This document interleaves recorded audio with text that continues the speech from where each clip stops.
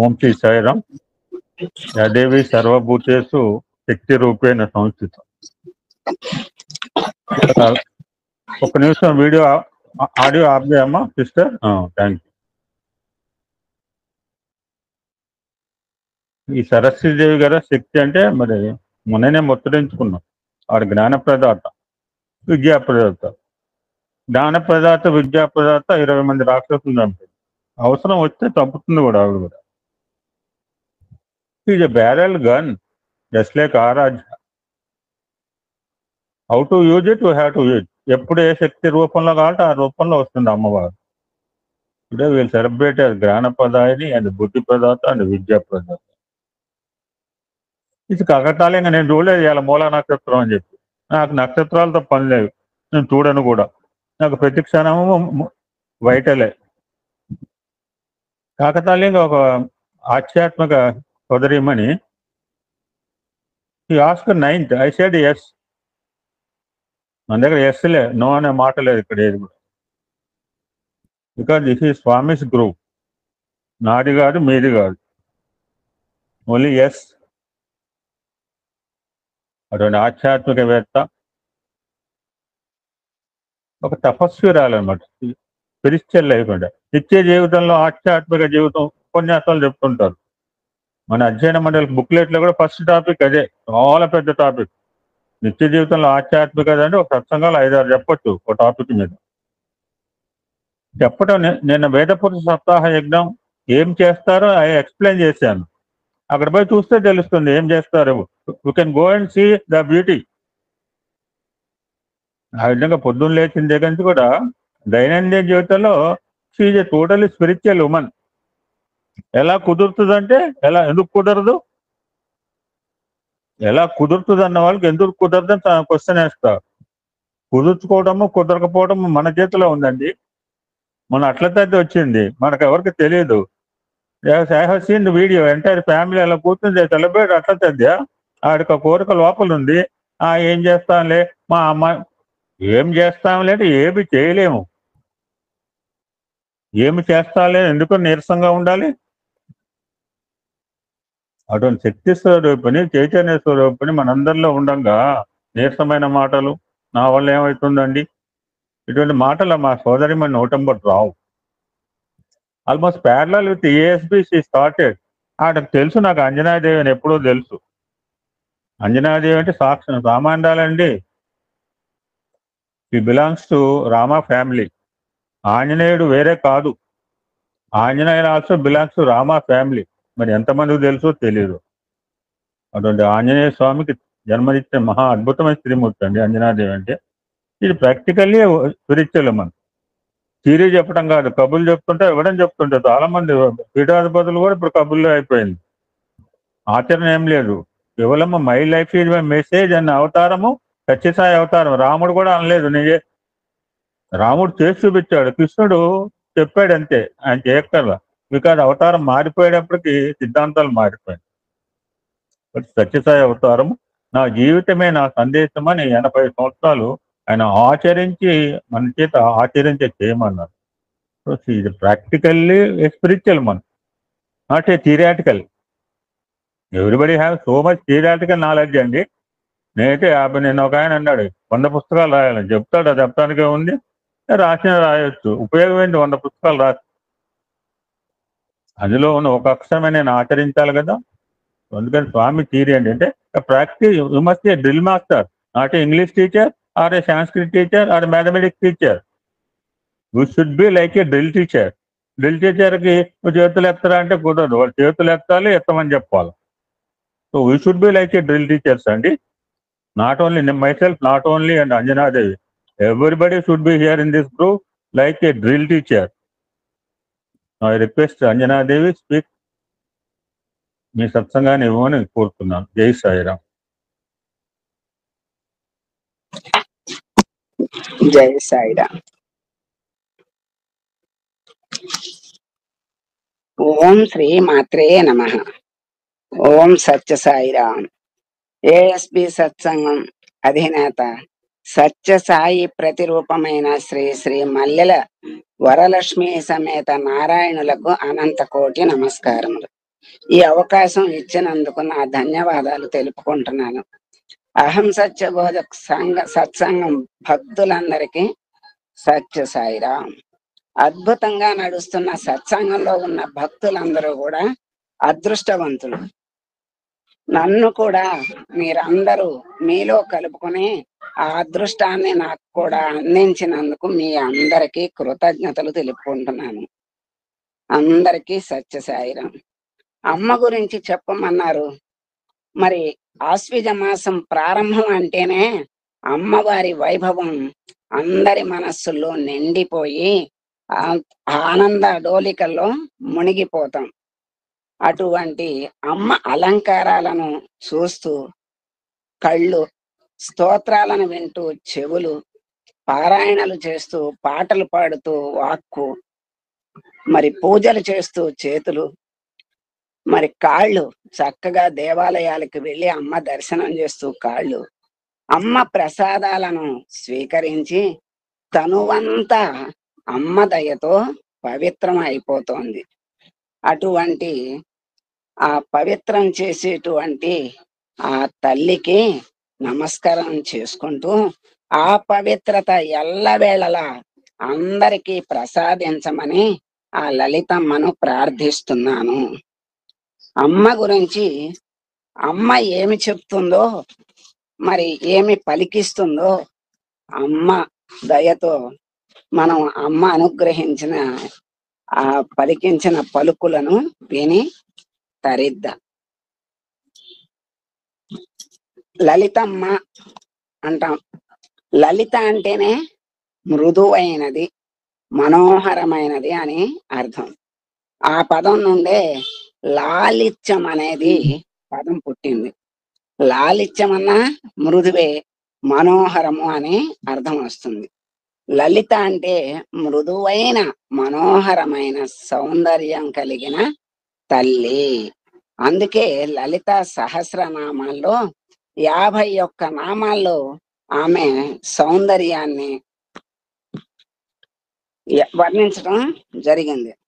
52వ నామం నుండి 64వ నామం వరకు ఆమె వైభవాన్ని కీర్తించారు.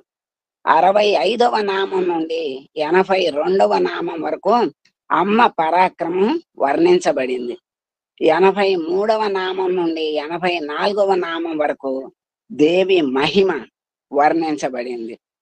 85వ నామం నుండి 89వ నామం వరకు దేవి యొక్క మంత్రస్వరూపాన్ని వర్ణించారు. 90వ నామం నుండి 111వ నామం వరకు షట్చక్రాల యందు గ్రంథిత్రయం సహస్రారం వరకు సంచరించే తల్లి యొక్క కుండలిని శక్తిని వర్ణించబడింది. 112వ నామం నుండి 127వ నామం వరకు అమ్మ భక్తుల ఎడ చూపించే అనుగ్రహం వర్ణించబడింది. 128వ నామం నుండి 131వ నామం వరకు అమ్మ స్వభావం వర్ణించబడింది. 132వ నామం నుండి 189వ నామం వరకు అమ్మ బ్రహ్మస్వరూపమే అని చక్కగా నిరూపించబడింది. 190వ నామం నుండి 202వ నామం వరకు అమ్మ యొక్క కరుణ, అమ్మ ఎంత కరుణ చూపిస్తుందో వర్ణించబడింది. 203వ నామం నుండి 230వ నామం వరకు అమ్మ పర, పశ్యంతి, మధ్యమ, వైఖరి, వాగ్రూపిణి అని, పంచకోశాంతర స్థిత అని, త్వక్స్థ అని, రుధిర సంస్థిత అని, మాంసనిష్ట అని, మేధోనిష్ట అని, అస్థి సంస్థిత అని, మజ్జ సంస్థ అని, శుక్ల సంస్థ అని, జీవుల పట్ల సప్తధాతువుల్లోనూ అమ్మ ఉందని, అమ్మ చేతే ఇవన్నీ కూడా ఏర్పాటు చేయబడుతున్నాయని వర్ణించబడింది. ఇంకా మనం లోతుగా ఆలోచిస్తే అమ్మ శివకేశవుల అంశాలతో కూడిందని మనకి తెలుస్తుంది. అమ్మ నామాలు ఉన్నాయి, అయ్యవారి నామాలు ఉన్నాయి. అవి ఇవి ఎలా, ఎన్ని నామాలు ఎలా కలిసినవి, వాటిని మనకిక్కడ మనం తెలుసుకుందాం. కాంతార్థ విగ్రహ అంటే శివుడు అర్ధనారీశ్వరుడు అని మనకి తెలుసు గనక అమ్మ కాంతార్థ విగ్రహ అన్నారు. కపర్ధిని, కపర్ధి అంటే శివుడు, ఆయన భార్య కనుక కపర్ధిని అన్నారు. నటేశ్వరి అంటే శివుడు, అంటే నటరాజు, అంటే నటేశ్వరుడు, అమ్మ నటేశ్వరి అయింది. భవాని, భవుడు అంటే శివుడు, ఆయన భార్య భవాని. మహాకామేశ మహిషి అన్నారు. మహాకామేశుడు అంటే శివుడు, ఆయన యొక్క మహిషి అంటే పట్టపు రాణి కనుక మహాకామేశ మహిషి అన్నారు. రుద్ర రూప, రుద్రుడంటే శివుడు, ఆయనతో భేదం లేనిది రుద్ర రూప. వామదేవి అంటే వామదేవుడు అంటే శివుడు, ఆయనతో భేదం లేనిది వామదేవి. వ్యోమకేశి, వ్యోమకేశుడు అంటే శివుడు, ఆయనతో భేదం లేనిది వ్యోమకేశి. శంభు మోహిని అంటే శంభుడు అంటే శివుడు, అతనినే మోహింపజేసిన అమ్మ గనక శంభు మోహిని అన్నారు. శివప్రియ, శివునికి ప్రియురాలు. సర్వేశ్వరి, సర్వేశ్వరుడు అంటే శివుడు, అమ్మ సర్వేశ్వరి. శ్రీకంఠార్ధ శరీరిని, శ్రీకంఠుడు అంటే శివుడు, ఆయన అర్ధ శరీరాన్ని పొందినది గనక శ్రీకంఠార్ధ శరీరిని అన్నారు. శర్వాణి, శర్వుడు అంటే శివుడు, శర్వుని భార్య గనక అమ్మ శర్వాణి. శాంభవి, శంభుడు అంటే శివుడు, ఆయన భార్య గనక శాంభవి. శాంకరి, శంకరుడు అంటే శివుడు, ఆయన భార్య గనక శాంకరి అన్నారు. మహేశ్వరి, మహేశ్వరుడు అంటే శివుడు, అమ్మ మహేశ్వరి. మహాకాళి అన్నారు. మహాకాళుడు అని శివుణ్ణి అంటారు, అమ్మ మహాకాళి. భైరవి, భైరవుడు అంటే శివుడు, అమ్మ భైరవి. పరమేశ్వరి అంటే పరమేశ్వరుడు అంటే శివుడు, అమ్మ పరమేశ్వరి. త్ర్యంబిక అంటే 3 కన్నులు కలిగినది అని అర్థం. శివుడు కూడా ముక్కంటి. అలాగే త్రినయన అన్నా కూడా పైనామం లాంటిది, ఇది కూడా 3 కన్నులు కలిగిన తల్లి అని అర్థం. గురుమూర్తి, ఆది గురువు శివుడైతే అమ్మ కూడా గురుమూర్తి. కాలకంఠి, కాలకంఠుడు అంటే శివుడు, అమ్మ కాలకంఠి. ఈశ్వరి, ఈశ్వరుడు అంటే శివుడు, అమ్మ ఈశ్వరి అయింది. అష్టమూర్తి, అష్టమూర్తి అంటే శివుడు, అమ్మ కూడా అష్టమూర్తి. దక్షిణామూర్తి రూపిణి, దక్షిణామూర్తి శివుని అవతారం, మరి అమ్మ దక్షిణామూర్తి రూపిణి అన్నారు. ఇప్పుడు అయ్యవారికి అమ్మవారికి సంబంధించిన నామాలన్నీ తెలుసుకున్నాం. ఇప్పుడు విష్ణువుకు సంబంధించిన అమ్మ నామాల్ని పరిశీలిద్దాం. అమ్మ మహావిష్ణువుకి సోదరి కనుక శ్రీకృష్ణుడు అమ్మ ఇద్దరికీ కూడా కదంబం అంటే కడిమి చెట్టు అంటే ఇష్టం. గోవిందుడు అంటే విష్ణువు, గోవింద రూపిణి అనే నామం అమ్మకు ఉంది. నారాయణుడు అంటే విష్ణువు, అతని సోదరి అయిన అమ్మ నారాయణి. ముకుందుడు అంటే విష్ణువు, ముకుంద అనే నామం అమ్మకు ఉంది. విష్ణు రూపిణి అనే నామం అమ్మకు ఉంది, నారాయణి అమ్మ. వైష్ణవి అనే నామం అమ్మకు ఉంది. సుధాసాగర మధ్యస్థ అనేది అమ్మ నామం. మహావిష్ణువు స్థానం కూడా క్షీరసాగరమే కదా. మరి భానుమండల మధ్యస్థ అనేది అమ్మ నామం.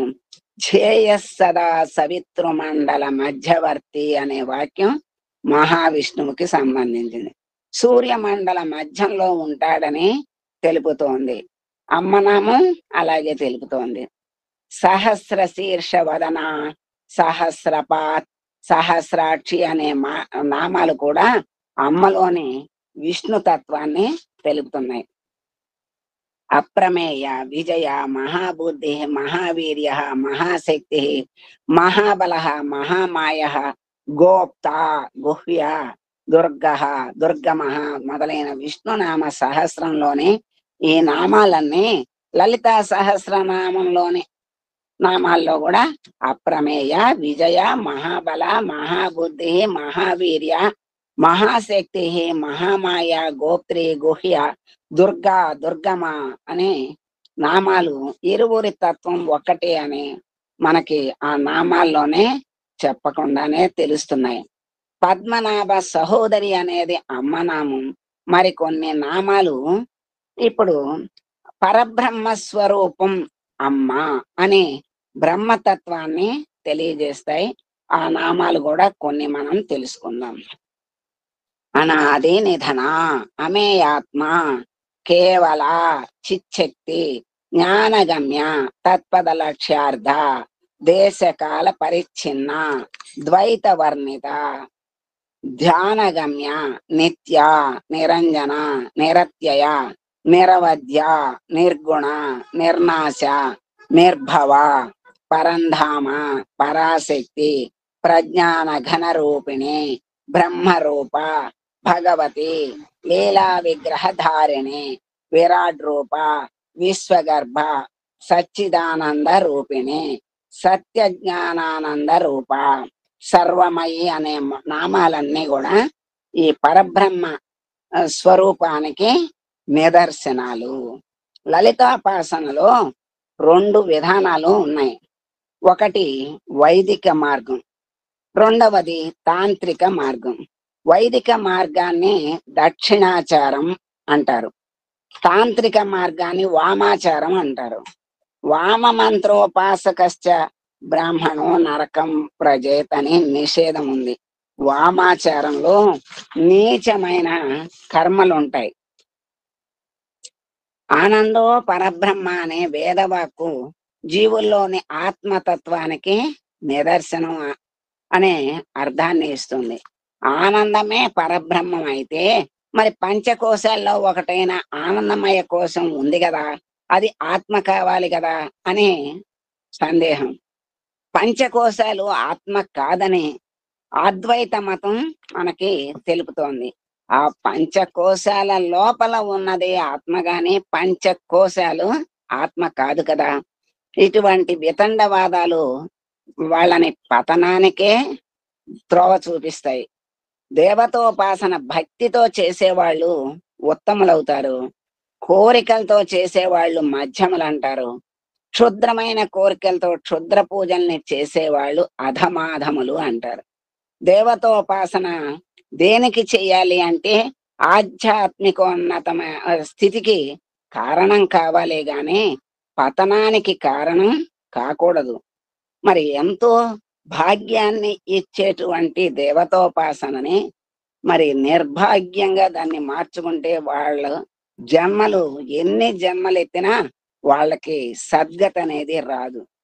మరి ప్రస్తుత కాలంలో కాపాలికులు, వామాచార శాక్తేయులు మొదలైన క్షుద్ర మతాల వారు ఎక్కువగా లేరు. పూర్వం కొన్ని రాష్ట్రాల్లో ఉండేవాళ్ళు. ఇప్పటికీ కూడా కొందరు మూర్ఖులు మొక్కుబడలతోనో మరి ఆ పేరుతో మరో కారణంతోనో బలులు ఇవ్వటం జరుగుతోంది. వారిని కాలమే మార్చాలి. వాళ్ళ అభిప్రాయాలను బట్టి వాళ్ళు బలులు ఇవ్వటమే గాని అమ్మ ఎప్పుడు ఏ ప్రాణిని బలిని కోరదు. అమ్మ బిడ్డల్ని అమ్మ కోరుకుంటుందా? అజ్ఞానంలో బలులు ఇచ్చి వాళ్ళు చివరికి తెలియకుండా బలైపోతారు. ఆ విషయం వాళ్ళకి తెలియట్లేదు. అలా లలితాదేవి నామాల్లోనే నామపారాయణ ప్రీత అనే నామం ఉంది. అమ్మ పారాయణ చేసినంత మాత్రంతోనే ప్రీతి చెంది అనుగ్రహిస్తుంది అని చక్కగా నామపారాయణ ప్రీత అనే నామం ద్వారా తెలియజేస్తుంది. భక్తులందరూ ఈ నామాన్ని స్మరణలో ఉంచుకోవాలి. గుర్తు ఉంచుకుంటే చక్కని స్మరణ చేస్తూ అమ్మ అనుగ్రహాన్ని తేలికగా అనుభవించవచ్చు. ఇటువంటి సహస్రనామాన్ని కంఠస్థం చేసిన పుస్తకం లేకుండా పారాయణ చెయ్యకూడదు. అంటే లఘు మంత్రాన్ని పుస్తకం లేకుండా పారాయణ చెయ్యవచ్చు గాని ఈ అంటే ఏదైనా తప్పులు వస్తాయి, పొరపాట్లు వస్తాయి అనే ఉద్దేశంతో పుస్తకం లేకుండా చదవవద్దు అని పెద్దలు మనకి సూచనగా ఇచ్చారు. ఇప్పుడు మనము విజయదశమి సందర్భంగా అమ్మను గురించి మనం చెప్పుకుంటున్నాం. ఇప్పుడు విజయదశమి యొక్క ప్రాముఖ్యతని మనం తెలుసుకుందాం. శ్రీ మహావిష్ణువు పాల సముద్రం మీద ఆదిశేషునిపై పవళించి యోగ నిద్రలో ఉన్నప్పుడు ఉన్నాడు. అప్పుడు విష్ణుమూర్తి చెవుల్లో గుబుల్ నుండి మధువు కైటవులు అనే ఇద్దరు రాక్షసులు జన్మించారు. వాళ్ళిద్దరూ చాలా బలవంతులు. వాళ్ళ శక్తి స్వరూపిణి అయిన పరాశక్తిని గూర్చి తపస్సు చేసి స్వేచ్ఛా మరణం వరంగా కోరుకున్నారు. ఆ వరగర్వంతో రాక్షసులిద్దరూ బ్రహ్మ మీద దాడి చేశారు. బ్రహ్మదేవుడు మరో దారి లేక విష్ణువుని శరణుజొచ్చాడు. మధుకైటవులు విష్ణుదేవుని తమతో యుద్ధం చేసి గెలవమన్నారు. వాళ్ళేమో ఇద్దరున్నారు గనక ఒకళ్ళ తర్వాత ఒకళ్ళు చేసి వాళ్ళు అలసట తీర్చుకుంటూ విష్ణుమూర్తితో యుద్ధం చేస్తున్నారు. మరి విష్ణుమూర్తి ఒక్కడే గనక అలసట తీర్చుకోవడానికి సమయం లేకుండా పోయింది. అప్పుడు మధుకైటవులు, నీవు పరాక్రమశాలివే, అలసిపోయినట్లున్నావు, దాసోహం అని గనక నువ్వంటే నిన్ను విడిచిపెట్టేస్తాం, మరి కాదంటే నిన్ను సంహరించి తర్వాత ఆ బ్రహ్మదేవుని పని కూడా పడతాం అన్నారు. అప్పుడు విష్ణువు ఏమన్నాడంటే, నేను అలసిపోయాను నిజమే, కొంత విశ్రాంతి తీసుకున్న తర్వాత మళ్ళీ మీతో యుద్ధం చేస్తాను అన్నాడు. మళ్ళీ యుద్ధం ప్రారంభమైంది. విష్ణువు యోగమాయని స్తుతించాడు. యోగమాయ విష్ణువుని అనుగ్రహించింది. యుద్ధ సమయంలో యోగమాయ గగనతలంలో రాక్షసులకు దర్శనమిచ్చింది. అప్పుడు వాళ్ళ వైపు వక్రంగా చూసింది యోగమాయ. ఆ చూపులకి మధుకైటవులు వాళ్ళ ఒళ్ళు వాళ్ళు మర్చిపోయారు. ఆ సమయంలో విష్ణువు అన్నాడు, గతంలో నేను ఎంతమంది రాక్షసులను వధించాను, నాతో ఇంతవరకు యుద్ధం చేసిన వాళ్ళు ఎవరూ లేరు, మీరే యుద్ధం చేశారు, కనుక ఏదైనా వరం కోరుకోండి అన్నాడు. అంటే పరవశులై మదోన్మత్తులై ఉన్నటువంటి ఆ దానవులు ఏమన్నారంటే, మేము యాచకులం కాదు, నువ్వు ఇస్తే తీసుకోవడానికి, నువ్వే కోరుకో, వరం మేమే ఇస్తాము అన్నారు. అప్పుడు శ్రీ మహావిష్ణువు, మీరిద్దరూ నా చేతిలో మరణించాలి అన్నాడు. వాళ్ళు ఆశ్చర్యపోయారు. మమ్మల్ని నిర్జల ప్రదేశంలో సంహరించు అన్నారు. అంటే తెలివిగా మోసగించబడ్డామని గ్రహించారు. అప్పుడు లోకమంతా జలమయంగా ఉంది, అందుకని వాళ్ళు నిర్జల ప్రదేశంలో సంహరించమని అడిగారు. విష్ణువు రాక్షసుల్ని తన తొడల మీద నొక్కిబెట్టి సుదర్శన చక్రంతో వాళ్ళ తలలు నరికాడు. ఆ తలల నుండి మెదడు బయటికి వచ్చి నీటి మీద తేలింది. ఆ మేధస్సు ఆవరించిన జలభాగం అంతా భూమిగా మారిపోయింది. మధుకైటవులు ఇద్దరూ మరణించారు. అప్పటి నుండి విష్ణుమూర్తి మధుకైట భార్య అయ్యాడు. అందుచేత మేధస్సుని ఆవరించిన జలభాగం భూమి అయింది గనక ఆ మట్టి తినకూడదు అంటారు. ఆ తర్వాత కాలంలో మధుకైటబాది రాక్షసులు వంటి అనేకులు విష్ణుమూర్తి చేతిలో హతులయ్యారు. ఒక సమయంలో మహిషాసురుడు రాక్షసులకు చక్రవర్తి అయ్యాడు. అతడు దేవేంద్రుని జయించి స్వర్గాధిపత్యాన్ని స్వాధీనం చేసుకున్నాడు. దిక్పాలకులు, దేవతలు అందరూ అతని ఆజ్ఞకి వసులైపోయారు. ఒకసారి దేవతలందరూ బ్రహ్మదేవుడిని కలిసి శివకేశవులను దర్శించారు. తమ బాధలన్నీ చెప్పుకున్నారు. మహిషాసురుని దుర్మార్గాలు వివరించారు. శివకేశవులిద్దరికి కోపం వచ్చింది. వాళ్ళ కన్నులు ఎర్రబడ్డాయి. వాళ్ళ శరీరాల్లో నుండి ఏదో శక్తి బయటకు వచ్చింది. అదే విధంగా దేవతలు, దిక్పాలకులు కూడా తమ తమ శరీరాల నుండి స్వీయ శక్తుల్ని ప్రదర్శించారు. ఈ శక్తులన్నీ కలిసి ఒక మహాశక్తి ఆవిర్భవించింది. మహాశక్తి సర్వాలంకారాలతో, సమస్త దివ్యాయుధాలతో సాక్షాత్కరించింది. ఒక్కసారి మహాభయంకరంగా వికటాటహాసం చేసింది. ఆమె చేసిన ఆ ధ్వని అంబరమంతా నిండిపోయింది. ఆ తల్లిని దివ్యులంతా స్తుతించారు. రాక్షసులకు ఆ భయంకరారావం గుండెల్ని బద్దలు చేసేదిగా అనిపించింది. రాక్షసులు ఆయుధాలు ధరించారు. మహిషుని వెంట బయలుదేరారు. జగన్మాతని చూశాడు మహిషాసురుడు. ఇరు పక్షాలకి పోరు ప్రారంభమైంది. చిక్షురుడు, మహాహనువు, బిడాలుడు, అక్షుడు మొదలైన రాక్షస సేనాధిపతులు నూతన వ్యాహ రచనలతో యుద్ధం ప్రారంభించారు. ఎందరో రాక్షస వీరులు హతులైపోయారు.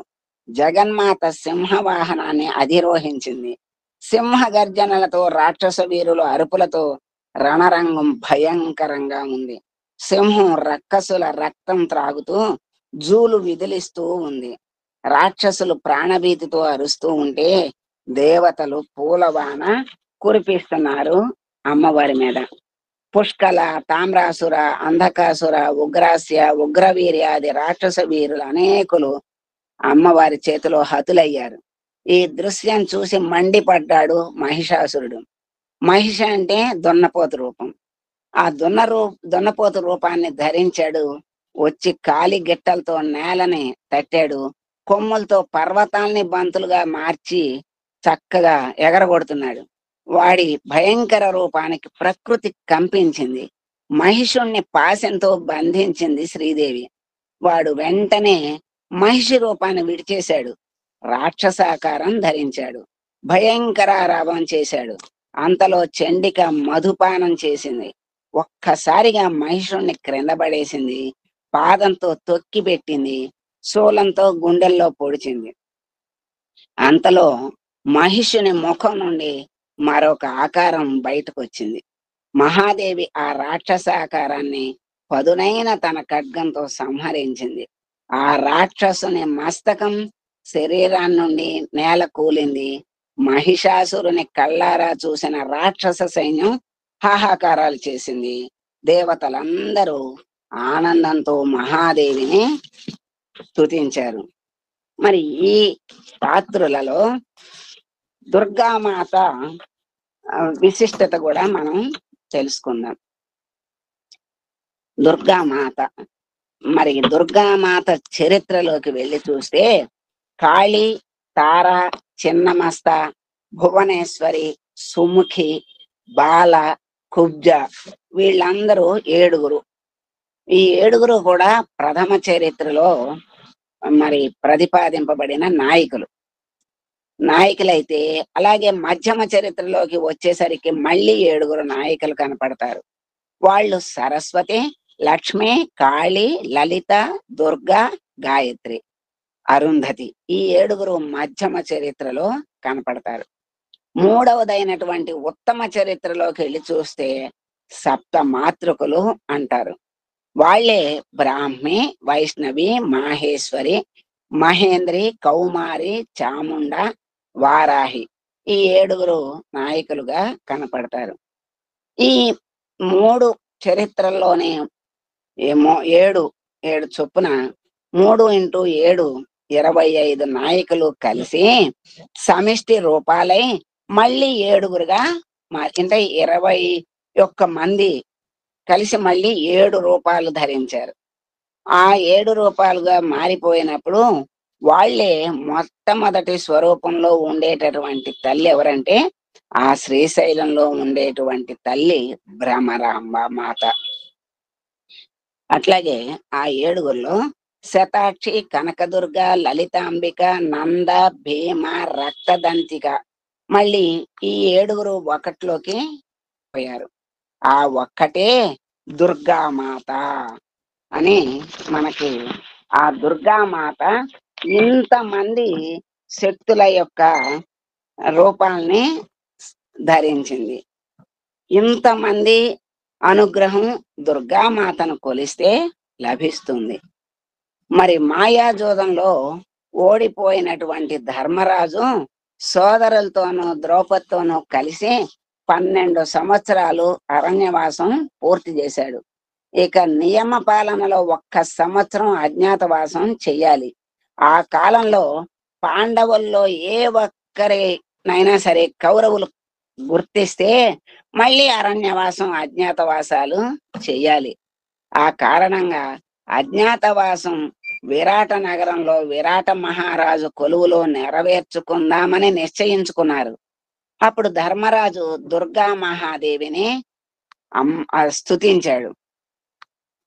ఏ జగన్మాత, నీవు నారాయణునకు సోదరివి, నందవంశంలో యశోదా గర్భంలో జన్మించిన మహాశక్తివి. అటువంటి నీకు నా నమస్కారం. లోకంలో జీవులందరకు సుఖ సంతోషాలను కలిగించే తల్లివి కనుక అమ్మా, ఆ తల్లి నీ దయ మాకు సంపూర్ణంగా కావాలి. నేను దాయాదుల చేత మోసగింపబడ్డాను, రాజ్యభ్రష్టుడనైపోయాను. నీ పాదాల ముందు శిరసు వంచి ప్రార్థిస్తున్నానమ్మా. నీవు శరణాగత త్రాణ పరాయణవు అని తెలుసు. నన్ను అనుగ్రహించు తల్లి. ఓ మాత, నీ కృపామృతాన్ని మాపై వర్షించు అన్న ధర్మరాజు ప్రార్థన ఆ జగన్మాత విన్నది. అతనికి సాక్షాత్కరించి, రాజా, ధర్మరాజా, నీ భక్తికి మెచ్చాను. నీ ప్రార్థన నాకు ఆనందం కలిగించింది. సమీప భవిష్యత్తులో మహాసంగ్రామంలో నీకు విజయం లభిస్తుంది. శత్రువులు హతులవుతారు.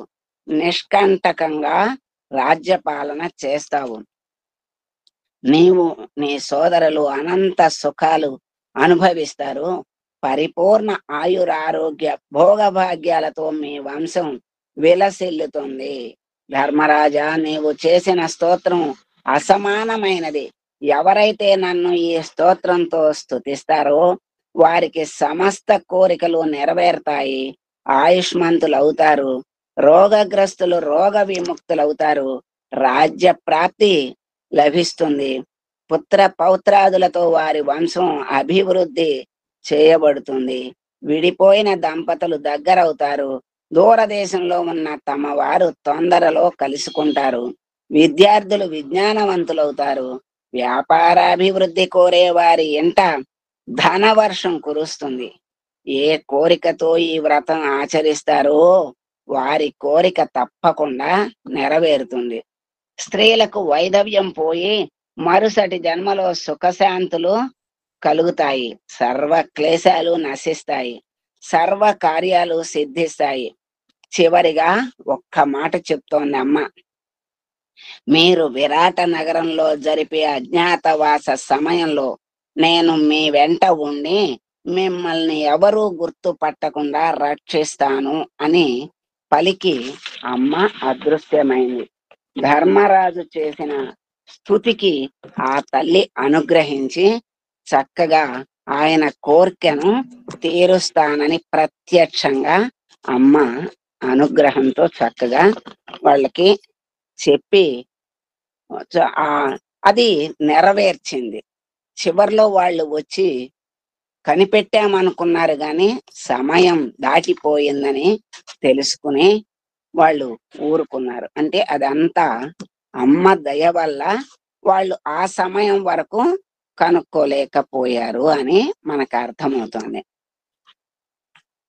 మరి గాయత్రి స్వరూపం, గాయత్రి అమ్మ మనకు అనే గొప్ప మంత్రం గాయత్రి మంత్రం. ఆ గాయత్రి మాత చాలా విశేషమైనది, చాలా శక్తివంతమైనది, ఎంతో అద్భుతమైన శక్తులు కలిగిన తల్లి. మరి ఆ ప్రకృతిలో చేతనా శక్తి విరుచుకుపడుతున్నటువంటి సమయంలో తరంగాలు వేదనాదంలా తరంగించేటువంటి వేళ అపూర్వ తేజో విరాజితుడైన మునిసత్తముని కంఠంలో నుండి వెలువడింది సుస్వర మంత్రఝరి. సృష్టి, ఉత్పత్తి, వర్తన, పోషణాల్ని నిర్దేశించిన అద్భుత ఛందో తరంగం గాయత్రి మంత్రం. ఆ ఋషి సత్తముడు మరెవరో కాదు, సృష్టికే ప్రతి సృష్టి చేసిన అపూర్వ తపోబల సంపన్నుడు విశ్వామిత్ర మహర్షి. ఆ మహర్షి తపశక్తిలోంచి వెలువడిన మంత్రమే ఇది. ఈ గాయత్రి మంత్రం అన్ని మంత్రాలలోకెల్లా కూడా శ్రేష్టమైనది. తల్లిని మించిన దైవం, గాయత్రిని మించిన దైవం లేదు అంటారు. గయాస్త్రాయతే ఇది గాయత్రి అంటారు. అది శంకరుని భాష్యం ప్రకారం ప్రాణాల్ని రక్షించేది గాయత్రి. అంటే ఒక స్వతంత్రమైన దేవి, దేవత కాదు, పరబ్రహ్మ పరమాత్మల క్రియాభాగం గాయత్రి. బ్రహ్మయే గాయత్రి, గాయత్రే బ్రహ్మమని శతపథ బ్రాహ్మణం చెప్తోంది. పరమశివుడు బ్రహ్మానందంలో తన డమరకం చేసిన 24 ధ్వనుల్లో నుంచి శ్రీ గాయత్రి మంత్రంలోని 24 అక్షరాలు వచ్చాయని చెప్తున్నారు. ఈ 24 అక్షరాలే 24 దైవిక శక్తులకు ప్రతీకలు. ఒక్కొక్క అక్షరం ఒక్కొక్క దేవతకు ప్రతీక. అలాంటి 24 అక్షరాలు నివాసం ఉంటే 24 దైవ శక్తులు ఆయా పేర్లతో పూజింపబడుతూ ఉంటాయి కనుక గాయత్రి మంత్రాన్ని అనన్య భక్తితో పఠించే వారికి 24 దేవతా శక్తులు ఎప్పుడు కూడా కాపాడుతూ రక్షిస్తూ ఉంటాయి.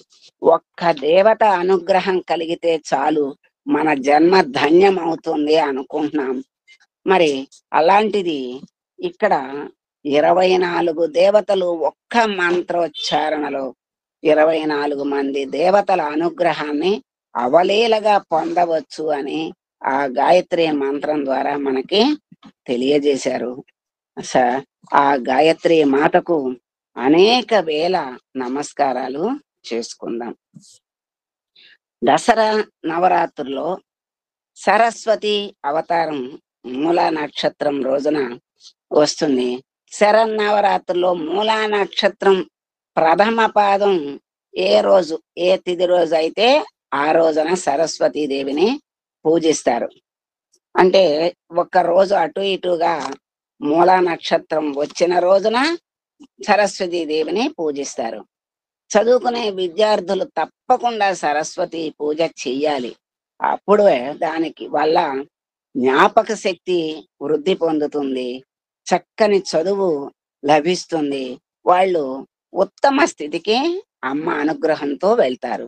దశమి రాజు సరస్వతీ దేవికి ఉద్వాసన చెప్పాలి అని చెప్తున్నారు. దేవతలందరి శక్తులతోనూ సమిష్టిగా శక్తి స్వరూపిణి మహాశక్తిగా ఆవిర్భవించింది. అందులో సరస్వతి శక్తి శుంభాది రాక్షసుల్ని సంహరించింది. మరి ఒకానొక సమయంలో శుంభుడు నిశుంభుడు అనే పేర్లు గల రాక్షసులు, ఈ రాక్షసులందరూ తీవ్రమైన తపస్సు చేస్తారు. ఆ తపస్సుకి భగవంతుడు అనుగ్రహించాలి, అది ఆయన ధర్మం గనక ఆయన దర్శనమిస్తాడు. వాళ్ళు వరాలు అడుగుతారు, వరాలు అడిగినప్పుడు ఇవ్వాలి, ఇస్తారు.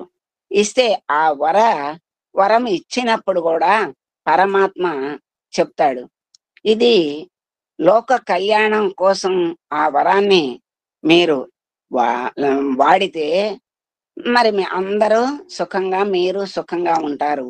స్వార్థంతో వాడితే ఆ వరాన్ని మీరు నాశనమైపోతారు అని పరమాత్మ చెప్తాడు. అయినా వాళ్ళు రాక్షస స్వభావం కనుక కఠినమైన తపస్సు చేసి భగవంతుడు దర్శనమిస్తే చక్కని వరాలను కోరుకునే భాగ్యం లేకుండా ఆ పనికిరాని వరాలను కోరి పనికిరాని పనులను చేసి వాళ్ళు రాక్షసులు అనిపించుకుంటారన్నమాట. అంటే ఆ పేరుకి సార్థకత వాళ్ళే తెచ్చుకుంటారు, వాళ్ళే నాశనమైపోతారు. అలా మరి వరబల గర్వాలతో దేవతల్ని అమరావతి నుండి తరిమేశారు. నిర్వాసితులైనటువంటి దేవతలు మహిషాసుర మర్దనిని స్తుతించారు. మహిషాసుర మర్దని అయిన జగన్మాత కౌశికి అనే పేరుతో ఆవిర్భవించి మహాకాళి అనే నామంతో వారి కష్టాలు తీరుస్తాను అని వాక్కిచ్చింది. హిమాలయ ప్రాంతంలో ఉన్న మహాకాళిని శుంభల సేవకులైన చండముండాసురులు చూశారు. ఆ విషయాన్ని ఆమె రూప లావణ్యాలను తమ ప్రభువులకి విన్నవించారు. ఆమె సౌందర్యాతిశయాన్ని గురించి విన్న శుంభుడు సుగ్రీవుడు అనే రాక్షసుని దేవి దగ్గరికి రాయబారిగా పంపించాడు. సుగ్రీవుడు జగన్మాతను సమీపించి వారి గొప్పదనాన్ని ప్రశంసించి శుంభుల్లో ఎవరినో ఒకరిని వరించమన్నాడు. అతని మాటలు విని ఆ తల్లి చిరునవ్వు నవ్వి, నీ పలుకులు యథార్థం, నన్ను జయించిన వాణ్ణి గాని నాతో సరి సమానమైన పరాక్రమశాలిని గాని నేను వివాహం చేసుకుంటాను. ఇది నా నియమం అని చెప్పింది. నువ్వు పోయి ఈ విషయాన్ని మీ ప్రభువులకు చెప్పు అంది. ఆ మాటలకు కోపించిన సుగ్రీవుడు ఆమెతో ఏవేవో ప్రగల్భాలు పలికాడు. శుంభుడికి విషయాన్ని వివరించాడు. శుంభ నిశుంభులు రణానికి బయలుదేరి ఇద్దరూ వచ్చారు.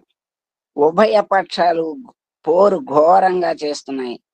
వీళ్ళ పదఘట్టనలతో భూమి దద్దరిల్లిపోతోంది. దేవతలందరూ ఆసక్తిగా చూస్తున్నారు. సృష్టికి ప్రళయం సంభవిస్తుందేమోనన్న అనుమానం బయలుదేరింది. కొంతమంది విద్యాధరులకు బ్రహ్మ విష్ణు మహేశ్వరుల నుండి బ్రాహ్మి వైష్ణవి మహేశ్వరి శక్తులు ఉద్భవించాయి. ఆ ఆకారాలకు తగిన ఆహార్యంతో శస్త్రాస్త్ర సముదాయంతో రణరంగంలో నిలిచారు ఆ ముగ్గురు మహాశక్తులు. అదే మాదిరిగా కౌమారి, ఇంద్రాణి, నారసింహి, వారాహి మొదలైన శక్తులు కూడా ఇతర దేవతల నుండి ప్రాదుర్భవించాయి. ఇప్పుడు ఇంతలో రక్త బీజుడు వచ్చాడు.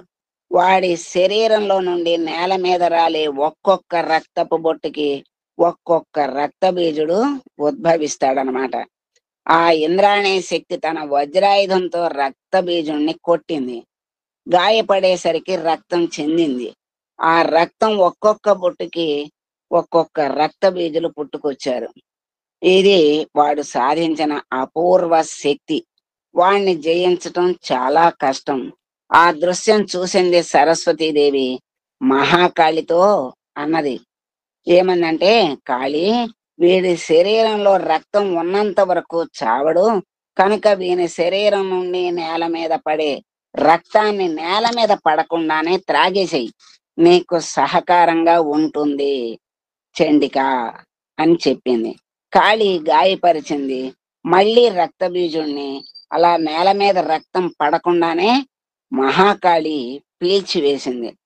రక్తం లేనివాడయ్యాడు, రక్తరహితుడయ్యాడు రాక్షసుడు. వెంటనే వాని శిరస్సు ఖండించి అతని కపాలాన్ని తన కపాలమాలలో చేర్చుకుంది కాళిక. రక్త బీజ సంహారం చూసిన శుంభ నిశుంభులు కాలాగ్ని రుద్రులైపోయారు.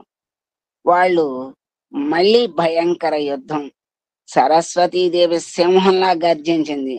నారి సారించి ధనుష్టంకారం చేసింది. ఆ ధ్వనికి బ్రహ్మదేవుని చెవులు గింగురుమన్నాయి. మృత్యుదేవత నృత్యం చేస్తూ దైత్య గణాల్ని అత్యుత్సాహంతో ఆరగిస్తోంది. నిశుంబాసురుడు జగదాంబని గుర్తించాడు. ఆసురీ మాయలో అంబ ఆకారాన్ని పొందాడు. ఆ విధంగా కొంతసేపు పోరాడాడు. జగదంబ భయంకర ఆకారాన్ని ధరించింది. నిశుంభుని మీదకి ఉరికింది. సింహనాదం చేస్తూ నిశుంభుని శిరస్సు ఖండించింది. దేవతలందరూ ఆనందించారు. దుష్ట రాక్షస గణాలు దుఃఖించాయి. నిశుంభుడు చనిపోయాడు. శుంభుడు దుర్గ మీదకి లంఘించాడు. నాకు లొంగి శరణు వేడుకో అని సలహా ఇచ్చాడు. అప్పుడు అంబ, నువ్వు పూర్వజన్మలో చేసుకున్న పుణ్యలేశం వల్ల నన్ను చూడగలిగావు, నాతో సంభాషించగలిగావు. నేనెవరినో, నా రూపమేమిటో నామమేమిటో తెలియక వేదాలే ఘోషిస్తున్నాయి అన్నది. శంభునికి జగన్మాత దర్శనమైంది. ఆమె తత్వం అవగతమైంది. ఆమె చేతిలో చనిపోయి జన్మ ధన్యం కావించుకోవాలి అనుకున్నాడు. ఆయుధాలు ధరించాడు. రథాన్ని అధిరోహించాడు. పోరు ప్రారంభించాడు. వీరి పోరాటం గగనతలాన నిలిచిన దేవతాగణాలు, మహర్షులు అందరూ చూస్తున్నారు. జగదంబ వాని హృదయ మర్మస్థానంలో శూలం దింపింది. ఒక్క పొలికేక పెట్టాడు శుంభుడు. వాని ప్రాణం శరీరాన్ని నుండి విడిపోయింది.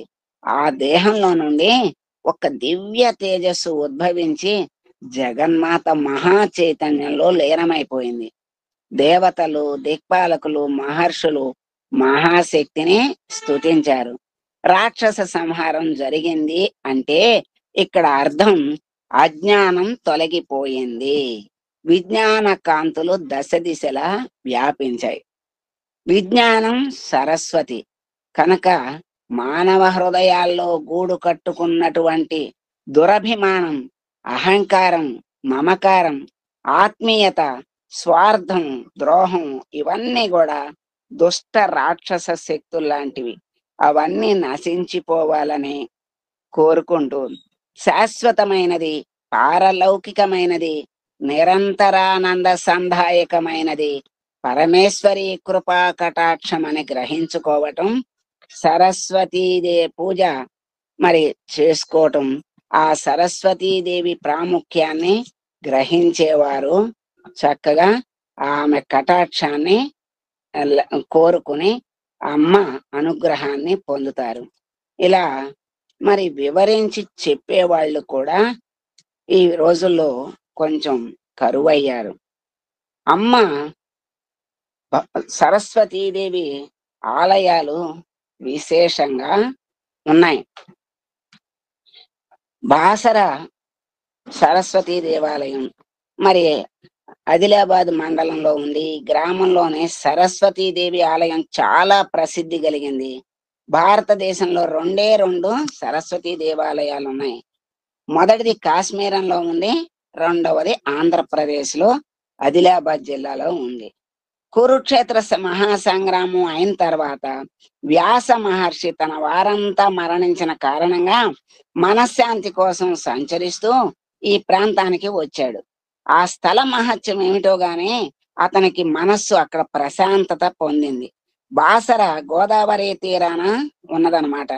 వ్యాసుడు గోదావరిలో స్నానం చేసి ప్రతిదినం ఒక గుప్పెడు ఇసుక ఒక చోట వేసేవాడు.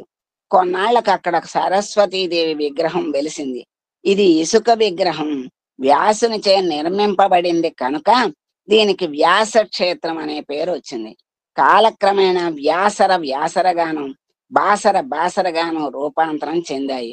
ఇక్కడకు ఎందరో యాత్రికులు వస్తూ ఉంటారు. చదువురాని వాళ్ళు ఈ తల్లిని ఆరాధిస్తే విద్వాంసులవుతారు, మూగవాళ్ళు మహాభక్తులవుతారు. జగద్గురు శంకరాచార్యులు వారు బాసర సరస్వతిని స్తుతించారు. ఇక్కడ ఒక శిలా స్తంభం ఉంది. దాన్ని రాతితో కొట్టినట్లయితే దాని నుండి లోహపు మోత వినపడుతుంది. ఇది ఒక విచిత్రం, అక్కడ ఉన్నటువంటి విచిత్రం. ఈ క్షేత్రంలోని సరస్వతీదేవిని దర్శించుకోవటానికి మహారాష్ట్రీయులు, ఆంధ్రులు కూడా అసంఖ్యాకంగా వస్తూ ఉంటారు, వెళ్తూ ఉంటారు, వస్తూ ఉంటారు. మరి ఇప్పుడు పిల్లల అక్షరాభ్యాసాలకు చాలా మంది బాసర వెళ్ళి ఆ అమ్మ సన్నిధిలో అక్షరాభ్యాసం చేస్తే పిల్లలందరూ మంచి జ్ఞానవంతులు, ఉన్నతులు అవుతారని కోరికతో అమ్మ దగ్గరకు వెళ్ళి అక్షరాభ్యాసాలు చాలా చేసుకుంటున్నారు. మరి ఈరోజు అమ్మ గురించి, ఇన్ని అవతారాల గురించి అమ్మ చక్కగా మనకు తెలియజేసింది, మనం తెలుసుకున్నాము.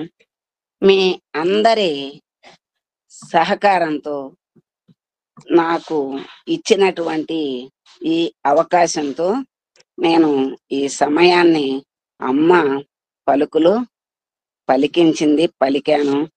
తప్పులేమన్నా ఉంటే మన్నించండి. మీ అందరికీ, భక్తులందరికీ సత్యసాయిరాం. ఎంతో నాకు ఈ అవకాశాన్ని ఇచ్చినందుకు అందరికీ కూడా నా ధన్యవాదాలు తెలుపుకుంటున్నాను. గురువు గారికి ప్రత్యేకంగా మరీ ధన్యవాదాలు తెలుపుకుంటున్నాను. సత్ సాయిరాం. శ్రీ సాయిరామ్.